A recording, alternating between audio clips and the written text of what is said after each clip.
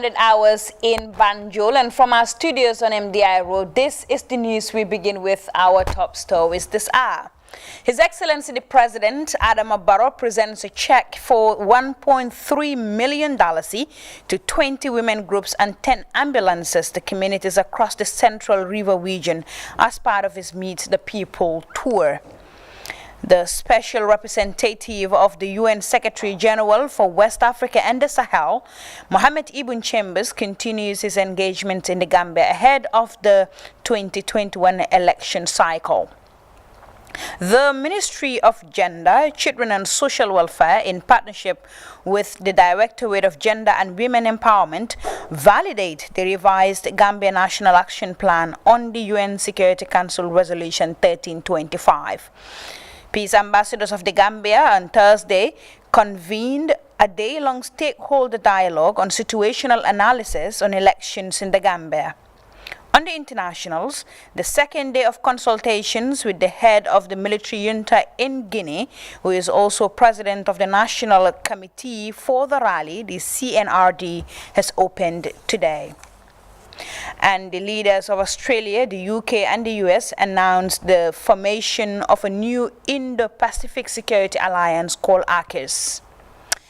Well, these and many other stories coming ahead in this edition of the news at 2200 hours. Thank you for joining us.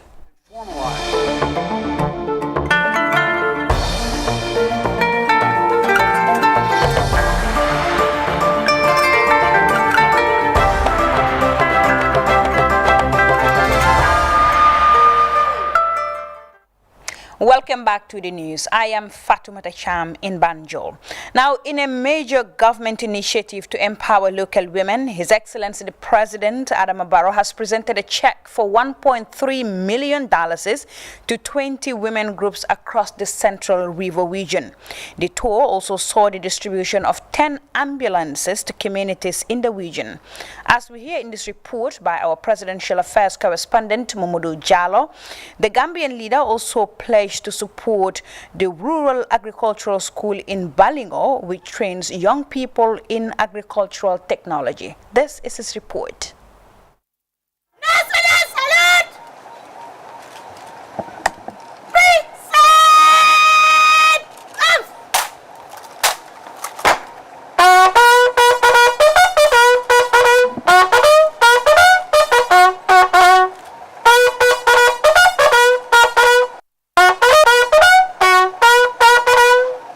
The President, His Excellency Barrow, was seen off by a ceremonial guard, mounted by a detachment of the 2nd Infantry Battalion of the Gambian National Army.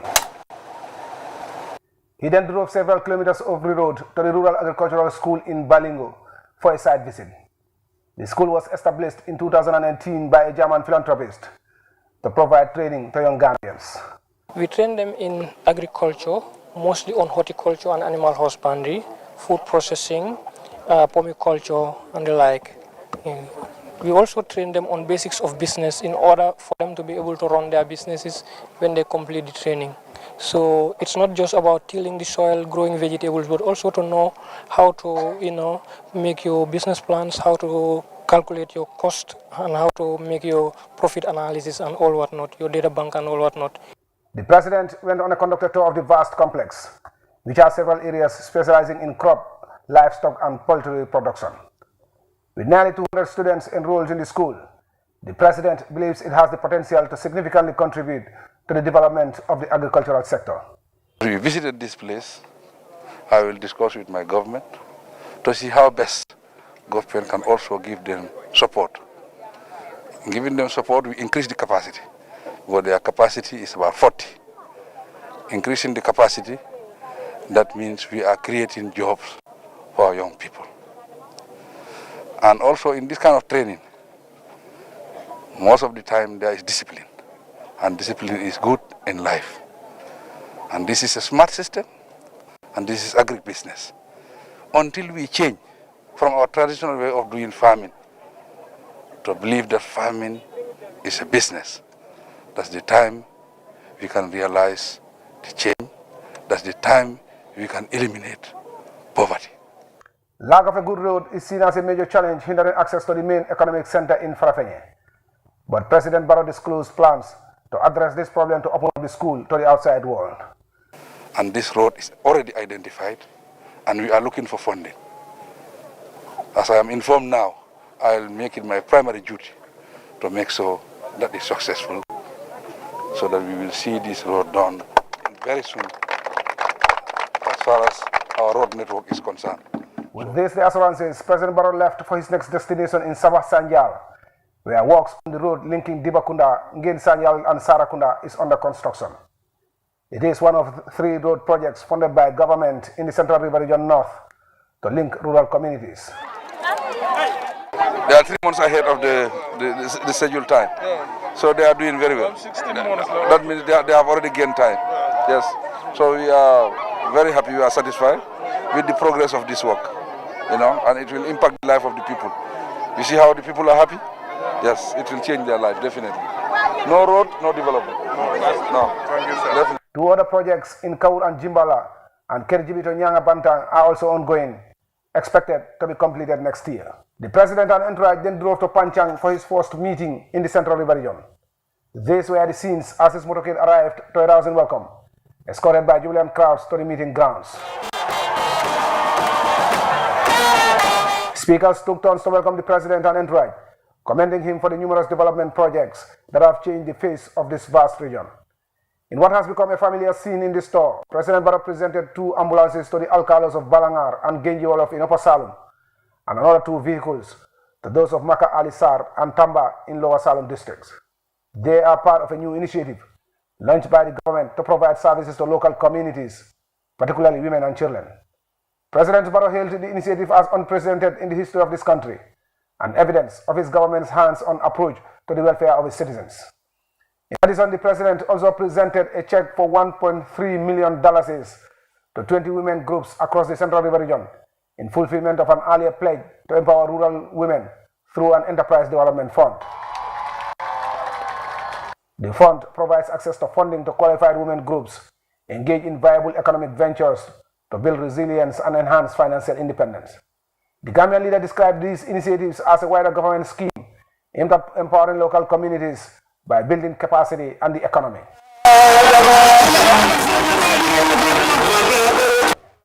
At another meeting in Nyangel, President Barrow repeated the feed, distributing another 6 ambulances to Nyani, Nyanija and Sami.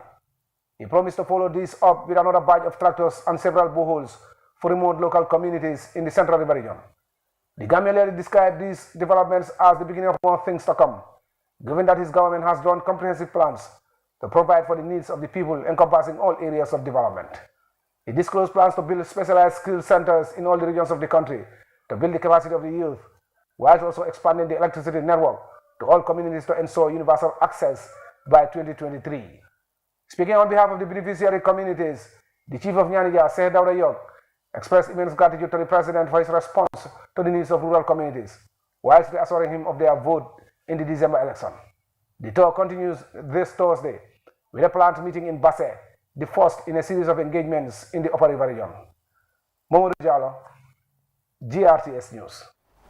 Now, the special representative of the United Nations Secretary General for West Africa and the Sahel, Mohamed Ibn Chambers, continues his engagements with CSOs and political leaders in the country ahead of the December 2021 election cycle. While GRTS's Modu Bajan spoke to the special envoy and others, including players in the country's political landscape, regarding the development and usage of a voluntary code of conduct deemed timely and ideal for a peaceful election. This is his report. As part of a visit ahead of the December 2021 presidential elections, the special representative of the UN Secretary General for West Africa and the Sahel, Mohamed Ibn Chambers, speaks to GRTS on an engagement involving political parties, civil society organizations, and other stakeholders as regards the development and usage of a voluntary code of conduct. This is a good practice that is emerging in Africa. We know that political parties have their own memorandum of understanding, and there are other codes of conduct for the media, for civil society. But the code of conduct we are talking about is specifically to bind candidates who would have been selected through the usual constitutional legal process by IEC as the candidates for the elections, the presidential elections. And we would engage all of them to engage in a campaign that will further ensure that the peace and stability of the Gambia remains after the election. Also speaking on the matter at hand, the Minister of Communication, Ibrahim Silla, said the move is geared towards the conduction of a peacefully free and fair election. We want to take this thing further, where we have a code of conduct for all political party presidential candidates or independent candidates that are taking part in the election. And the essence of this is that Gambians want to have a peaceful election. Gambians want to have a credible election. Gambians want to have an environment where they can go and participate in the electoral process before, during, and after in a manner that is peaceful. And this gathering was all meant for that, to enhance that process. The Director of Media and Communication for the People's Progressive Party, Uthman A.N. Jeng, the spokesperson of Citizen Alliance, Nene Freda Gomez, and Bori L.S.B. Koli, the second deputy party leader of the Alliance for Patriotic Reorientation and Construction, equally portrayed the intervention as important and timely in the enhancement of credibly peaceful, free and fair elections. It's a very good instrument, even though people may not understand, but peace is the ingredient of development. Without peace, nothing will happen, or things will be slow. So these things is very good for all the political parties, particularly our presidential candidates. That will be known after the nomination. They are going to be signed by only presidential candidates, and they will also take charge of whatever is being agreed as the code of conduct for a president, to avoid clashes here and there, so that we have a peaceful election. The code of conduct, to our own understanding, it's timely. It's going to help cleanse the politics of bigotry. It's going to help guide us as we deal with the electoral process.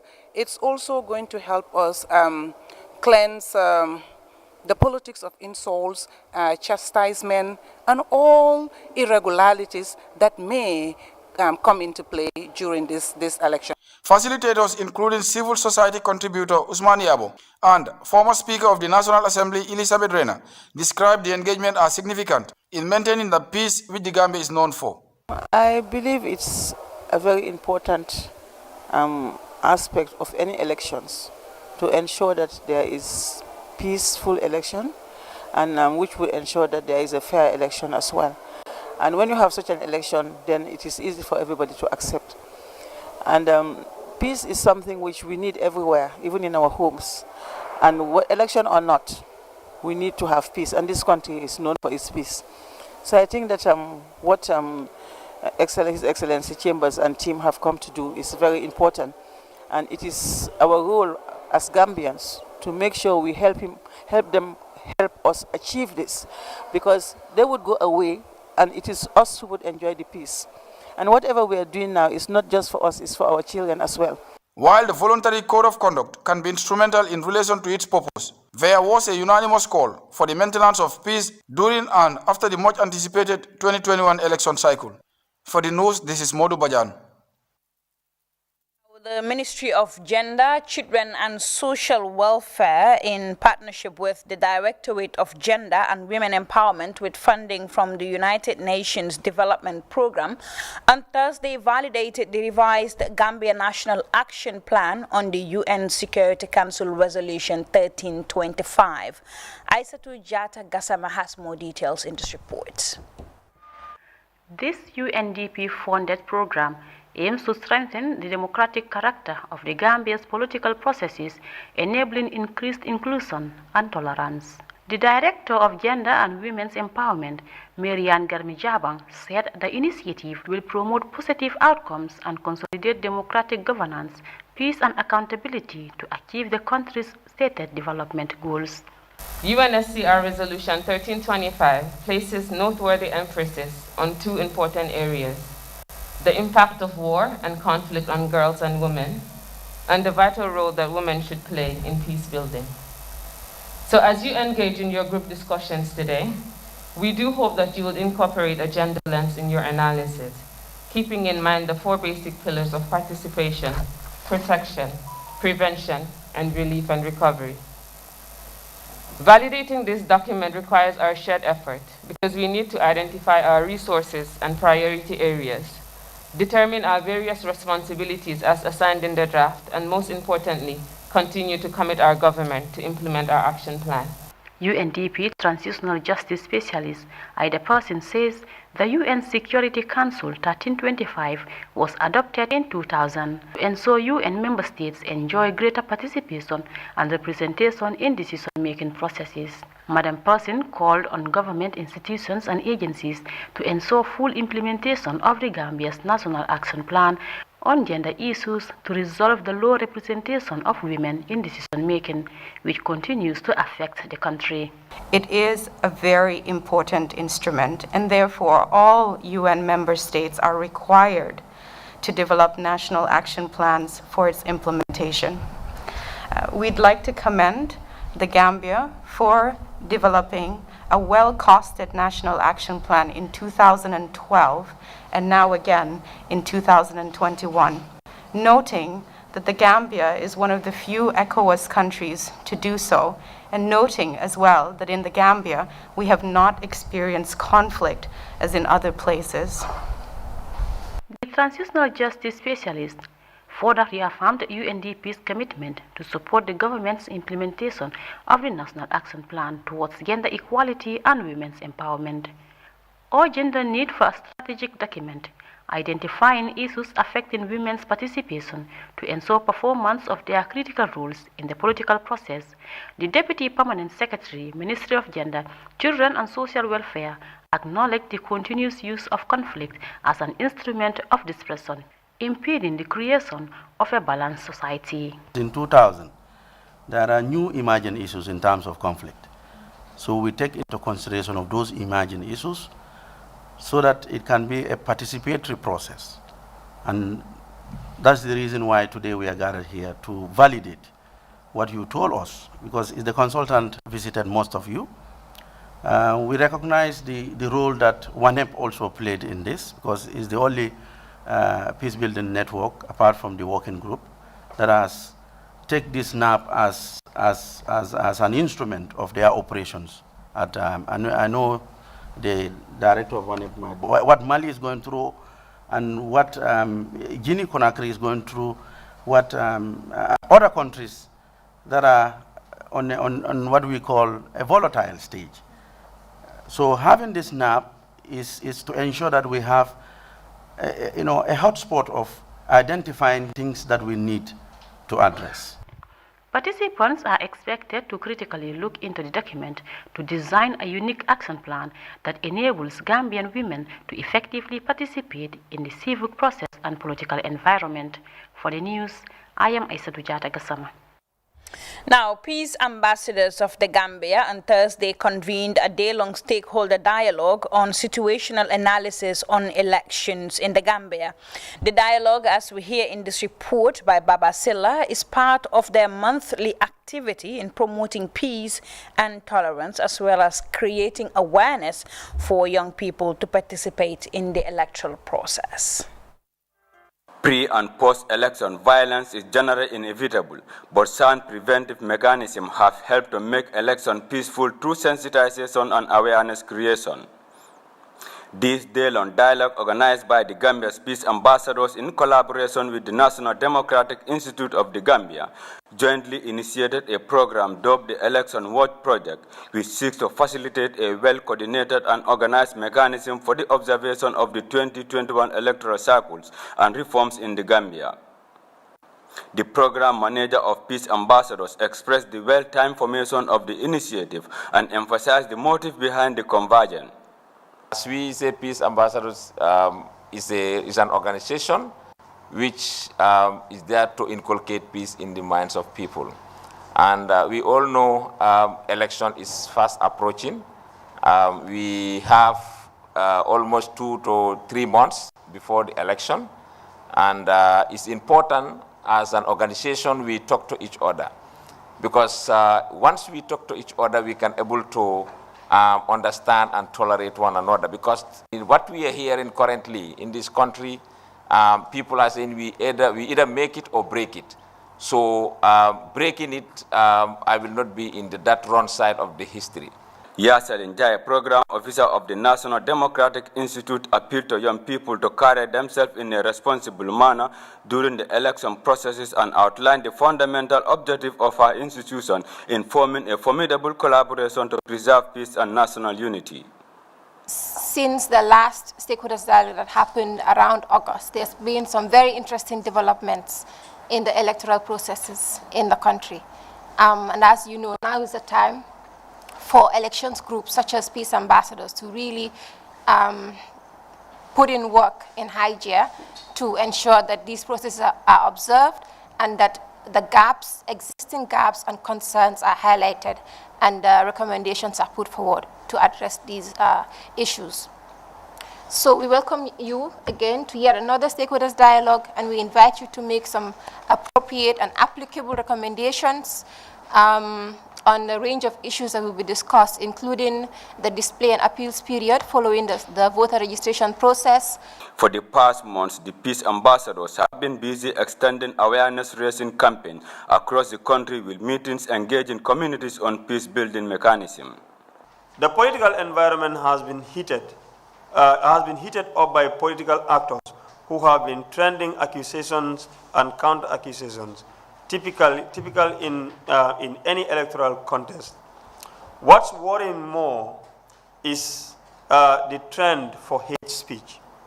We are used to already political parties accusing one another, false accusations here and there, but what we are not used to as Gambians, and it is very worrying, is the level of hate speeches that are coming out now, which definitely Peace Ambassadors is concerned, and will be calling on all stakeholders to do their best to ensure people are enlightened. Barely 2.5 months away from the December 4th presidential elections, Gambians are preparing to decide their future in the first polls after Jammeh's departure.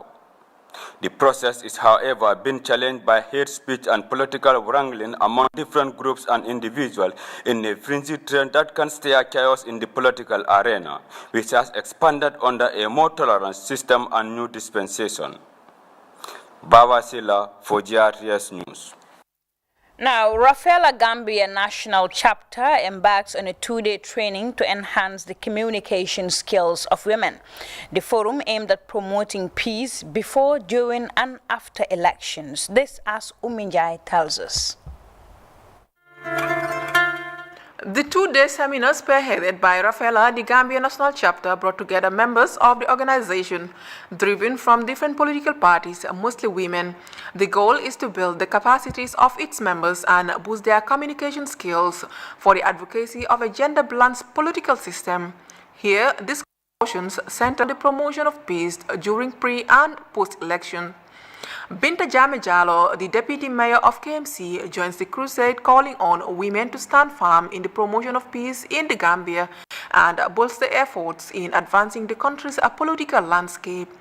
We should implement peace within ourselves, because in times of conflict, women are the most vulnerable in terms of domestic violence. So let's maintain peace and stability within ourselves. We must not fight. Let's support each other. John Charles Njai commended the efforts of Rafaela Gambia Chapter, describing Gambian women as pace setters in all spheres. He called on politicians to give women the environment to participate rightfully in the political space, especially in the decision-making process, while calling for a peaceful election. Women's participation in the arena of politics is a non-negotiable. I believe the time has come for Gambian women to stop being cheerleaders. Let Gambian women begin to demand to take responsibility in political positions. Tell your political leaders you will stop supporting them if they don't give women their rightful place in their political parties. Women don't wait for things to be handed over to you. Begin to make demands for what belongs to you. Representative of the Minister for Gender, Women and Children frowned over the low representation of women in the political arena, citing the many barriers faced from voting to holding key positions in the political space. She calls for a holistic representation of women in politics, highlighting the key role women play in the promotion of peace and stability. Looking at the political space, women constitute over half of the voting population in both presidential, parliamentary, and local government elections. But there are only 5 females out of 58 National Assembly members. All 8 local government areas are headed by men. Nena Freda Gomez, a public relations officer at the Citizens Alliance Party, was among the speakers at the gathering. She called on Gambian women to believe in themselves and unite for same purpose. Gomez urged women not to allow any politician to divide them and work towards better representation in the political arena. We should never apologize for fighting for our rights, for fighting for our fellow women. Let's fight for our women. Instead of competing, let's collaborate. Let's celebrate other women. Let's uplift other women. Because I believe a success for a woman is a success for all women. Rahim Malik Low, the mayor of Banjul, who doubles as the president of the Rafaela Gambia National Chapter, officially opened the 2-day training for women. Mayor Low informed the gathering that Rafaela is a non-political organization found in all countries across Africa, who sets its sights on women empowerment. She called on women to speak with one voice and do away with political differences in order to move the country forward. Rafaela is today a brand name in the Gambia. And when I say brand name, I mean a brand name because Rafaela now is known in every region. Just want to elaborate a little bit about Rafaela. Rafaela started in South Africa when few local government officials, to be precise, women, sit down in Rafaela in South Africa and thought about how they can empower women politically and financially. This is when they sat together and formed this group called Rafaela. Other speakers included the Deputy Mayor of Banjul, Omar Toure, and the coordinator of Rafaela Gambia National Chapter, Aissatou Njai, who both called for the empowerment of women. At the close of the 2-day meeting, the take-home will be better knowledge and understanding of peace and politics. Njai, GRTS. The National Coordinating Organization of Farmer Associations of the Gambia, NACOFAG, in collaboration with the National Women Farmers Association, recently trained 15 women leaders representing farmer groups from the Central and the Upper River region on governance and leadership skills. Modulamin Sane has the details of that story in this report. This group, comprising women leaders from the Central and Upper River region, are the latest batch completing a 2-day training on governance and leadership capacities. A training program rolled out by the National Coordinating Organization of Farmers Association is a major bid to educate these 15 women leaders representing various women groups. From the governance trainings, one is to see to it that women are able to, hold, the organizational heads are able to hold government public offices accountable. Number 2 is we want to see where women are represented in where decisions are passed, decision making, which has been a very key and central point of weakness or gap for farmer organizations, particularly for women. And governance also would facilitate resource mobilizations for these women, because we feel that the moment they are able to identify their roles and responsibilities, then they're able to also contribute to the resource mobilization of those organizations. The idea here is to promote best leadership practice through transparency and accountability, as well as ensure expertise in record keeping during program implementation. This project, like I said, was funded by ROPA through ASPRODEP, through NACOFAC to NAUFA. Okay, the project's aim is to empower women rice farmers, to to ensure that poverty is alleviated, food security is enhanced, and of course, they are economically, both economically and socially empowered. Efforts to widen the knowledge of these women also focuses on supporting effective production and productivity for local women farmer groups. Educate your people, empower them, so as that we will get out of the grip of poverty, food insecurity, and poor living condition. Agriculture is the way out for us. There's no doubt about that if we develop it. And we are depending on you farmers. The new paradigm shift is depending on you people, national farmer organizations and farmers at the grassroots level. Increased productivity and adaptation to climate change is one of the project objectives. And then access to market is another component of the project. And during this, we will be dealing a lot with farmer-based organizations. There will be a lot of farmer trainings. There will be a lot of capacity buildings.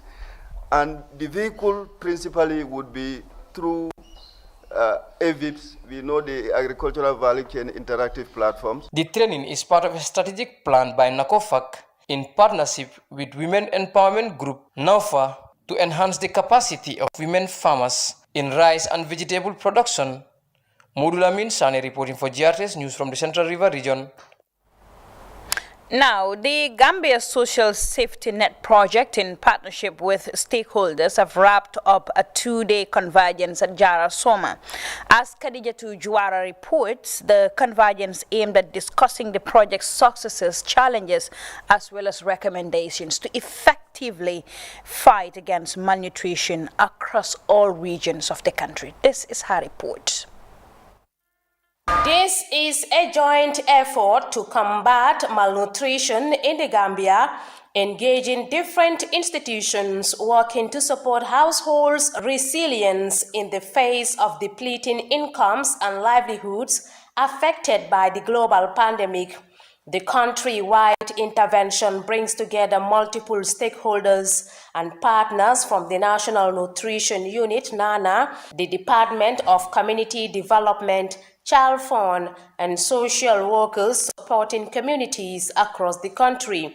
Alhaji Sedikan, Deputy Director of the Directorate of Social Welfare, said the 2-day convergence is an opportunity to discuss poverty alleviation and ways to uplift needy Gambians. Recognizing the roundtable's impact in paving the way to put the project in the right direction, the Director of the Department of Community Development, Fatou Jiba, outlined that the meeting crucially looks at the Gambia Social Safety Net project initiated in 2019 to support social resilience. We will look back in the days from September 2019 to date as to what happened, how it happened, whether it went well, or what were the challenges along the line, as well as pave a way forward as to how we agree on concrete terms in terms of putting the project in the right direction as it is currently going for a better objective achievement. The acting executive director of the National Nutrition Agency, NANA, Dr. Amat Ba, said poverty is the underlying factor behind malnutrition. But here is a project that has said, let's go and help the poorest of the poor, and we lift them out of poverty. And we know that the bedrock of what we are trying to fight, which is malnutrition, is actually poverty. If you get rid of poverty, you will get rid of especially undernutrition. But I believe that if we converge periodically and we assess what we have done, and we look at the challenges ahead and map ways forward, we will be able to improve step by step until the end of the project. He hailed the amount of resources and efforts being invested by social workers and partners as vital contributions. The global pandemic has immensely increased malnutrition levels, with the economic impact of social distancing and partial lockdowns affecting multiple households, facing loss of income and livelihoods. Reporting for GRTS News, I am Khadija Tujuara. And with that, we head for our first commercial break. When we come back, we'll look at news from beyond the Gambia. To stay.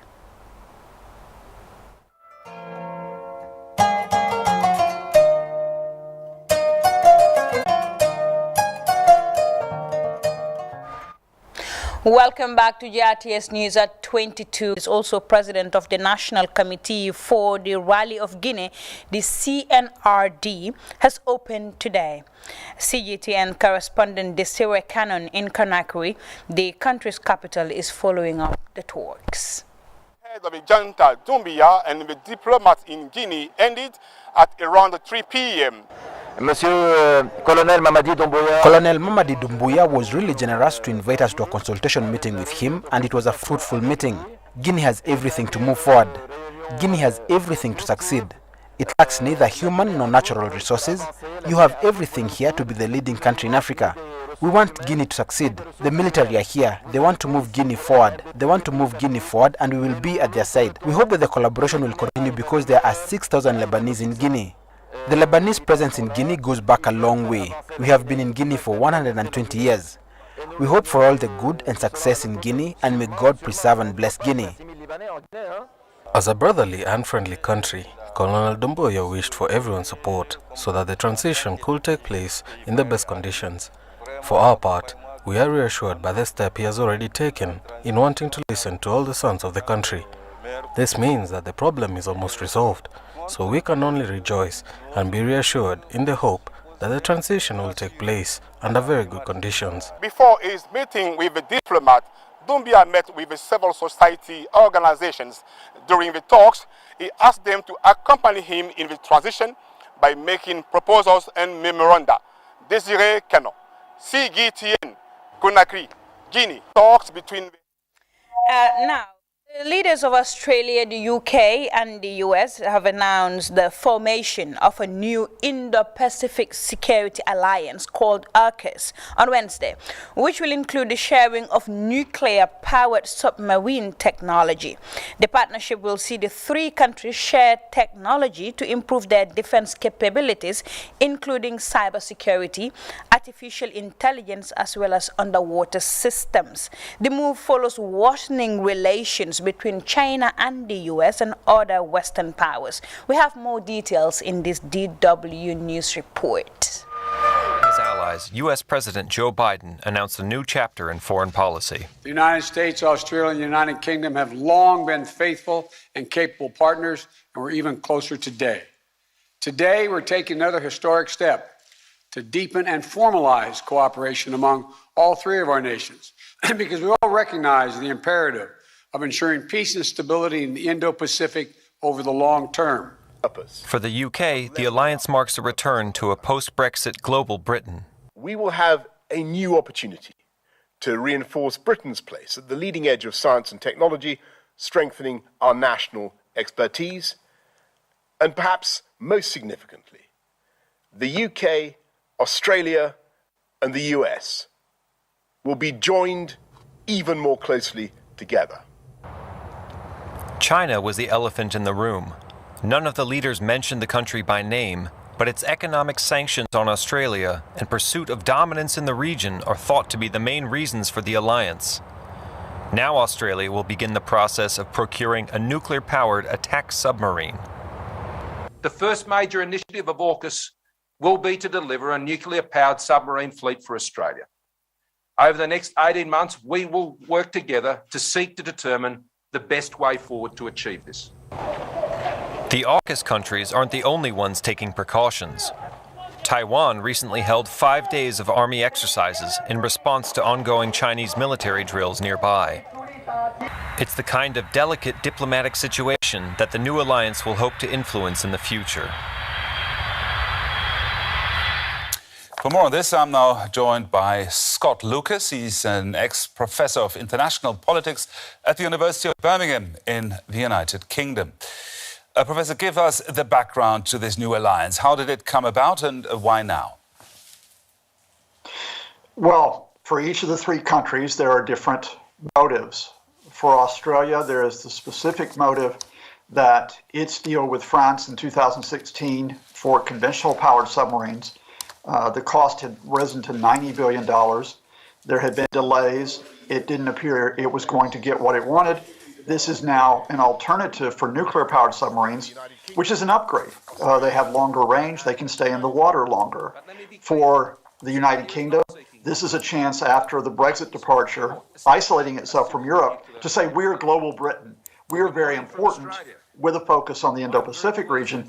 And for the United States, it's a sign in the aftermath of Afghanistan, we have alliances. We are a world leader. And of course, it may be a sign, although it wasn't mentioned, that this is a toughening of Washington's line vis-a-vis China in the near future. So, in concrete terms, what's this cooperation going to look like? How far does it extend? Will this be an Eastern NATO in a way? I think we need to be careful before making all those leaps. Remember, this is specifically just an agreement about submarines, not even submarines with nuclear weapons. Australia cannot have those under the Non-Proliferation Treaty. It does have the potential to be more. So, for example, do you have permanent basing facilities in Australia for the ships of other countries, the UK and the US included, Pacific for cooperation? But to call this an Eastern NATO, well, two things. First of all, remember that China is still Australia's #1 trading partner. So do you really want to provoke confrontation with Beijing by having a defense alliance across the entire region? And secondly, to have a NATO, you would need other countries to come into it. And do South Korea, Japan, the Philippines really want to join that type of pact, given their own complex relationship with China? So will this be a deterrent to China? I think China is assessing its position right now. I think it's notable that although the Chinese embassy in the United States said this is a Cold War mentality, neither of the Communist Party's leading English language newspapers, Global Times or China Daily, even mentioned the US, UK, Australia agreement this morning. So I think Beijing will assess this as one part of its calculations, because as much as we're talking about the Defense Alliance today, remember that China's foremost push is for an alternative economic system, the Belt and Road Initiative, and that alternative economic system is a different way of approaching global relations than simply saying, let's have some nuclear-powered submarines. Scott Lucas. Well, that does it in this edition of the news at 2200 hours. But before we go, a quick look at our top stories this hour. His Excellency the President, Adama Barrow, has presented a check for $1.3 million to 20 women groups and 10 ambulances to communities across the Central River region as part of his Meet the People tour. The Special Representative of the UN Secretary General for West Africa and the Sahel, Mohamed Ibn Chambers, continues his engagements with CSOs and political leaders in the country ahead of the 2021 election cycle. The Ministry of Gender, Children and Social Welfare, in partnership with the Directorate of Gender and Women Empowerment, today validated the revised Gambia National Action Plan on the UN Security Council Resolution 1325. Peace ambassadors of the Gambia on Thursday convened a day-long stakeholder dialogue on situational analysis on elections in the Gambia.